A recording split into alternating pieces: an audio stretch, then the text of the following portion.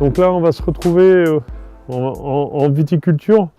Et bon, ça c'est un domaine que je regarde, comme je vous ai dit ce matin, mais c'est pas mon domaine de prédilection, c'est pas là-dedans que je joue. Hein. Le domaine de tout à l'heure, je suis plus dans grande culture. Mais notre savoir-faire grande culture, en fait, on est en train de le transférer sur la viticulture. Si on regarde la question la plus compliquée à gérer en grande culture, c'est le salissement, la fertilité, parce qu'on a une implantation de plantes annuelles, lesquelles on récolte. Et lorsqu'on passe en viticulture, lorsqu'on passe en système avec verger ou tous ces systèmes de plantes pérennes, ben, la plus grosse difficulté, c'est pas franchement la concurrence avec le salissement, parce qu'on a quand même une plante pérenne arbustive dans le système. L'un des plus gros soucis va être ce qui est maladie ou ravageur selon les cultures, parce qu'on est localisé au même endroit depuis longtemps et en fait le système actuel risque de localiser pendant encore longtemps. Donc ça va être un petit peu le boulet qu'on va essayer de gérer et pour moi les couverts vont apporter des bénéfices au niveau du sol, mais ils vont apporter un des premiers bénéfices, c'est de mettre de la diversité dans un système qui est trop monoculture d'une certaine manière. Donc il va falloir le regarder comme ça. Et c'est un système qui peut remettre de l'activité biologique pour mieux digérer les résidus et faire en sorte que le sol soit capable de diminuer le risque maladie et le risque ravageur, parce que ça doit être digéré par le sol.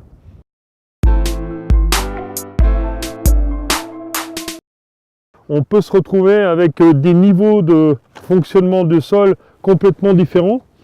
Ici, on a sur le rang un niveau de sol là qui est devenu très minéral. En fait, on a un niveau organique qui a tendance à descendre. Et ici, en fait, rien que d'avoir la présence, vous voyez, de racines, hein, on a une organisation structurale qui est différente et souvent, comme je vous l'ai présenté ce matin, les sols conduits comme ça, on a des niveaux organiques qui ont tendance à descendre gentiment, qui rendent les sols plus fragiles. Alors plus fragile, ça peut être l'érosion, comme ça a été dit tout à l'heure. Plus fragile, ça peut être la difficulté d'intégration de l'eau. Donc plus on aura de végétalisation, plus on aura d'activité biologique, de matière organique fraîche, rien qu'à la surface, mieux on acceptera l'eau, plus on pourra le faire rentrer dans la matrice sol.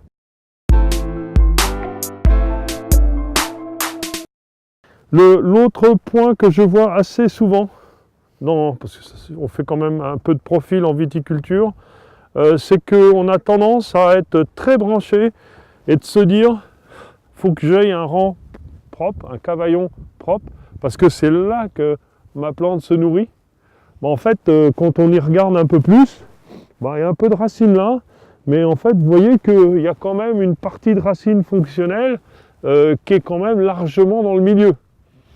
Donc là, quel est le niveau de contribution au fonctionnement de la vigne entre ici et ici? Et si on fait des analyses un peu plus poussées, on l'a fait sur des pruniers, mais en fait on a été surpris qu'on s'est aperçu que c'était cette zone-là qui était quasiment la plus performante pour nourrir comparée à celle-ci. La vigne a des difficultés dans sa gestion, mais a aussi des avantages, c'est qu'on explore la largeur. Donc en fait on va se retrouver avec quasiment 3 zones de gestion de fertilité pour adoucir les retours de fertilité. On a le rang, la partie droite, la partie gauche. Et donc ça donne des possibilités de gestion différenciée pour limer les retours de fertilité dans le système. Et c'est là où on va retrouver la stratégie travail du sol à l'automne, conditions sèches, donc un sol qui est travaillé, il a agressé, le sec continue de l'agresser, la matière organique et l'activité biologique qui est très maigre, mais s'écrase quand même, ce qui fait que dès qu'il vient de l'eau, on a un coût d'azote important.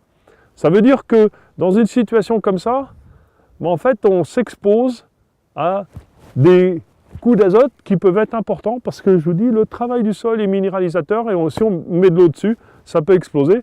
Et là, comme la nature est sympa, elle dit, dès qu'on a de la ressource, il ne faut pas que ça m'échappe. Alors il y en a forcément un petit peu qui m'échappe, mais il faut absolument qu'il y ait quelque chose qui pousse, ça va envoyer quelque chose, ça va être le mouron, ensuite ça va être enrôler les crucifères.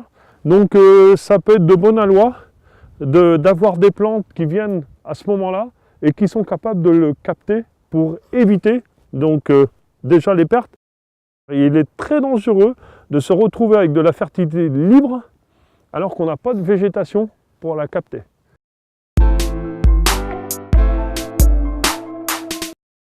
La majorité des résidus, et si vous regardez le C sur N de vos matières organiques, c'est de la matière organique très carbonée qui ne tourne pas.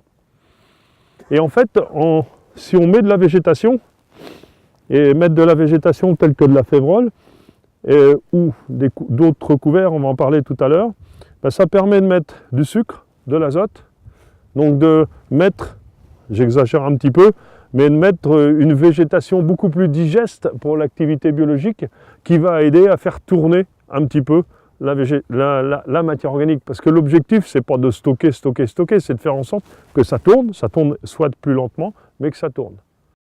Donc on a intérêt, pour des raisons différentes, mais aussi pour une stratégie sol, à mettre des couverts végétaux.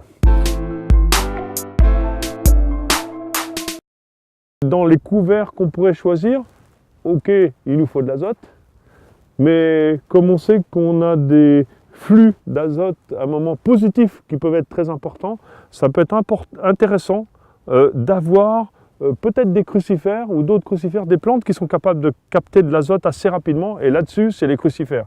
Les reines du captage d'azote rapide, c'est la crucifère. Et la reine de la fourniture d'azote, c'est la févrole. Donc, l'association des deux serait peut-être pas si ridicule que ça. Il y a aussi un autre élément qui est assez intéressant aujourd'hui dans cette vigne-là. Vous voyez, là on a une févrole. Alors aujourd'hui, la févrole, ce qui fait qu'elle a des nodosités qu'on n'en a pas, c'est pas lié à l'âge de la févrole. Les févroles que l'on a ici sont des févroles qui vivent de l'azote disponible dans la parcelle. Ça fait qu'aujourd'hui, la févrole, elle a simplement joué le rôle de couvert. Alors c'est pas négatif, mais de penser que la févrole a rentré de l'azote à l'heure d'aujourd'hui dans la parcelle, c'est faux. Alors c'est pour ça que si j'avais chargé un peu plus avec des plantes qui avaient eu accès à l'azote et qui l'avaient capté, j'aurais descendu mon niveau d'azote disponible. Et en descendant le niveau d'azote disponible, j'aurais obligé la légumineuse à fixer de l'azote. Et là, vous avez capté de l'azote, d'où l'intérêt d'une association, et ça pourrait être simplement associé à la fausse roquette. On capte de l'azote, et là, la légumineuse vient en montée, donc globalement, on se retrouve avec plus d'azote.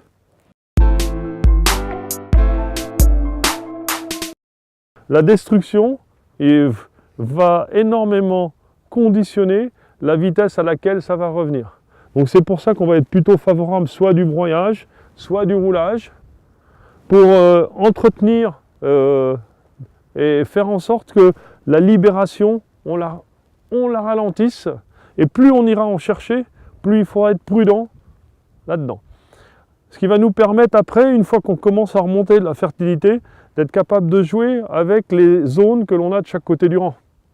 Parce que si on a une zone qui peut envoyer un petit peu de biscuit, on peut éventuellement se permettre d'avoir une zone où il y a un petit salissement qui s'installe et voir une petite concurrence, parce que la vigne est très maligne. Si elle ne l'a pas là, s'il y en a là-bas, elle va les chercher. Il y a que quelques racines, il y a des racines, c'est ces racines-là qui vont faire le boulot, et puis après, ce sera éventuellement celle-ci, et après, on pourra retrouver une fertilité un peu plus tard à ce moment-là. Donc en fait, on peut permettre de balader dans l'année la fertilité entre gauche, droite et centre, et tout en étant dans un système qui remonte un peu la fertilité, qui gère mieux l'eau.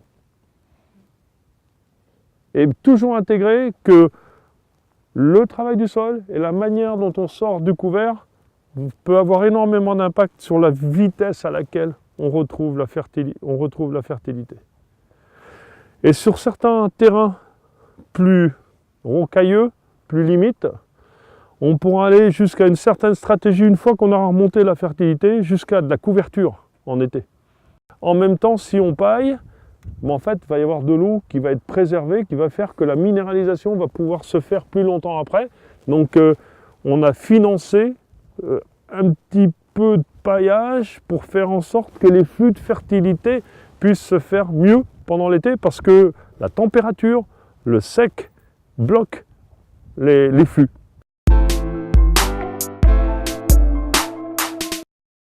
Si on veut faire descendre des systèmes racinaires, il faut être un petit peu en compétition à la surface. Et en fait, si on laisse développer, on voit aujourd'hui la févrole est descendue là. On a des racines de févrole ici.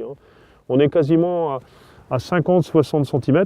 Et si on veut descendre un petit peu en profondeur, là c'est des racines de févrole, les petites racines blanches là, ça c'en est une. On va exercer une petite compétition sur les racines qui fait que progressivement, les racines dans cet endroit-là, là, c'est des racines de vigne, voilà, ils vont plutôt avoir tendance à descendre. Et en fait, plus les racines descendent, plus ils se retrouveront dans un environnement stable. C'est ce qu'on cherche d'une certaine manière. Alors que si on gratte ici et qu'il n'y a rien, comme la fertilité sort ici, automatiquement l'enracinement a tendance à remonter proche de la surface. Et ça, c'est très bien, parce qu'on vient chercher la nourriture où elle est, mais en même temps, on s'expose à plus de variabilité, parce que c'est une zone qui peut être très chaude, très sèche, très fertile à des moments, ou peu fertile, alors que si on fait descendre progressivement en profondeur, eh bien on va la mettre dans un environnement beaucoup plus stable.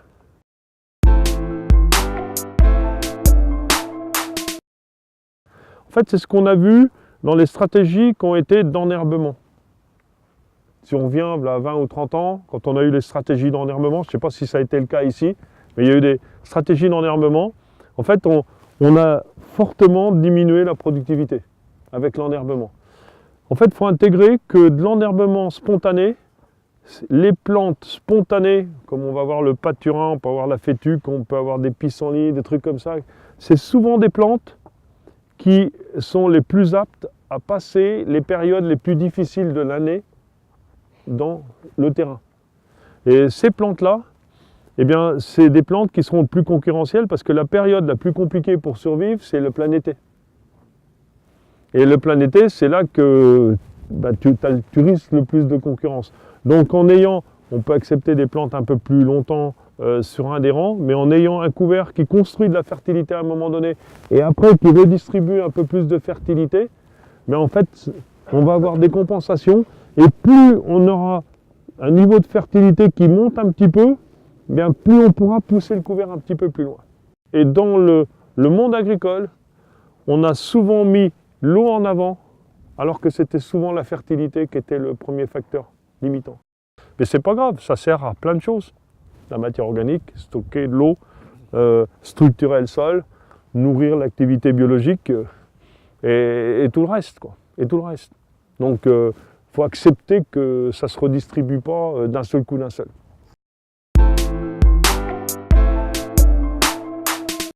Il va se passer de longtemps.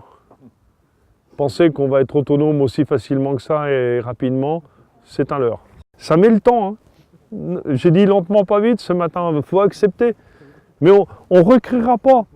On ne recréera pas du durable ou de la durabilité avec une baguette magique. La durabilité se crée avec des solutions qui prennent du temps.